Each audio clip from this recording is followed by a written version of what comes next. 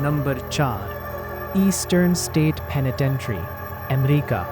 अगर भांगड़ बद्दुआ से खौफनाक है तो अमेरिका की ईस्टर्न स्टेट पेनिटेंट्री इंसानी जुल्म की वजह से दहशतनाक है। 1829 में बनाई गई ये जेल कभी एक इनकलाबी निज़ाम समझी जाती थी। इसका मकसद था कि कैदी तन्हाई में रहकर अपने गुनाहों पर गौर करें और बदल जाएं। लेकिन हकीकत इसके बिल्कुल बरअक्स निकली। कैदियों को तकरीबन मुकम्मल तन्हाई में रखा जाता था। वो अकेले खाते, अकेले सोते, अकेले रहते और बाज़ औक़ात उनके सरों पर हड भी डाल दी जाती थी ताकि वो किसी दूसरे इंसान का चेहरा तक ना देख सकें। कागज़ पर यह नज़्म ज़ब्त लगता था, हकीकत में ये ज़हनी अज़ियत थी। ज़रा ख़ुद को वहाँ तसव्वुर करें। पत्थर की एक तंग कोठड़ी, ना किसी से बात, ना कोई हंसी, ना कोई आवाज़, ना कोई तसल्ली, सिर्फ आप और आपके अपने ख्यालात। एक दिन, 2 दिन, 1 हफ्ता, 1 महीना, और फिर वो खामोशी आपके अंदर उतरने लगती है। कई कैदी जिस्मानी सज़ा से नहीं, इसी तन्हाई से टूट गए, और यही से इस जेल की खौफनाक शहरत शुरू होती है।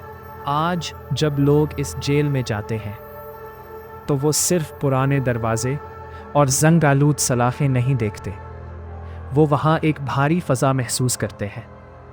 कोठड़ियाँ तंग हैं, राहदारियों में अजीब सर्दी है, और पूरी इमारत में एक ऐसी उदासी बसी हुई लगती है जो कभी ख़त्म नहीं हुई। सालों से स्याहों, अमले और पैरानॉर्मल तहकीक करने वालों ने अजीब व गरीब वाक़यात रिपोर्ट किए हैं। कुछ कहते हैं कि खाली राहदारियों में कदमों की आवाज़ें सुनाई देती हैं। कुछ को दूर से रोने, हंसने या सरगोशियों जैसी आवाज़ें सुनाई देती हैं। कुछ लोगों ने साए देखने का दावा किया, जबकि कुछ का कहना है कि एक ख़ास सेल ब्लैक में दाखिल होते ही इन पर शदीद घबराहट तारी हो जाती है। इस जेल से एक और मशहूर कहानी भी जुड़ी हुई है, बदनाम ज़माना गैंगस्टर एल कैपोन की।